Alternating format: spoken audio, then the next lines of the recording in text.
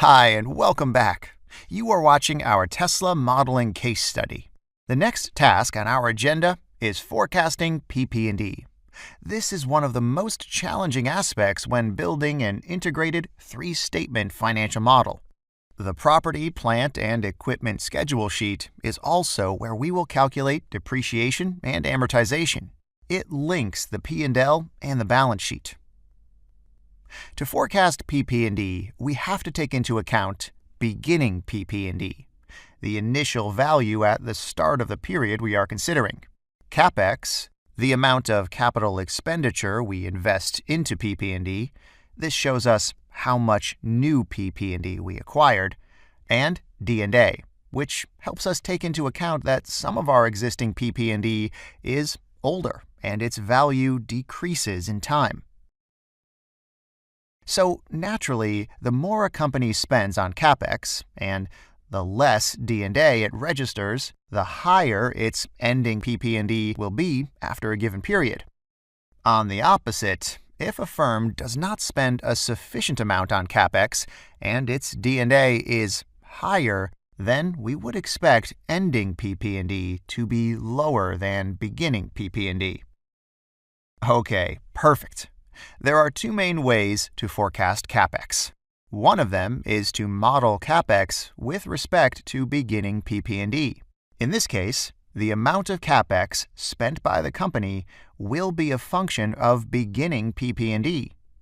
If the percentage of beginning PP&E is reasonably high, and assets are amortized at a slower pace, then this would mean that Tesla's PP&E would grow in time. Alternatively, we could use revenues as a driver. This makes sense because growing revenues go hand in hand with expanding existing and building new plants, and thus spending on Capex. However, this would also penalize the company, as we'll assume that every inch of growth of its business means that new Capex needs to be spent. That's rarely the case. So our main scenario will be scenario 1. Nevertheless, people using the model will be able to choose between the two ways of calculation when we model the selection between the two calculation parameters with the choose function. Please notice that when I change the respective case here, the text cell to the left updates as well. This has been done by combining the ampersand and choose functions. The AND function helps us combine the first part, which is pure text, and the second part, which is text that is adjusted according to the scenario we are in. That's a nice technique to have in your arsenal. Our next task is to estimate the drivers for the two scenarios. What are some reasonable percentages to be applied? I'll need you to trust me on this for a second.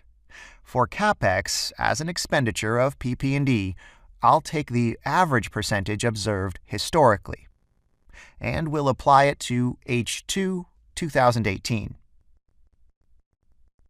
From that moment onwards, we'll have 60%, 40%, 30%, and 20% for the rest of the periods. How about Capex as a percentage of revenues? Well, let's apply the average value observed historically for the second half of 2018 and 2019. And then the incidence on revenue will go down to 20%, 15%, and 10% for all periods onwards. Perfect. I'll calculate Capex using these values. What can reassure me these values are okay? Well, once we are ready with our complete fixed asset roll forward, I'll compare the D&A figures we obtain as a percentage of revenues with the ones of other companies from the industry. We can't really do that with Capex because it is very difficult to obtain Capex data. Right, so all I need to do to obtain Capex is apply these percentage figures to their respective driver. Of course, I'll do that using choose. This time, our index value is in this sheet. It is cell C3. I'll fix both its references. Then the first value will be given by Capex as a percentage of PP&E, multiplied by beginning PP&E. The second value will be given by Capex as a percentage of revenue, multiplied by revenue in that period.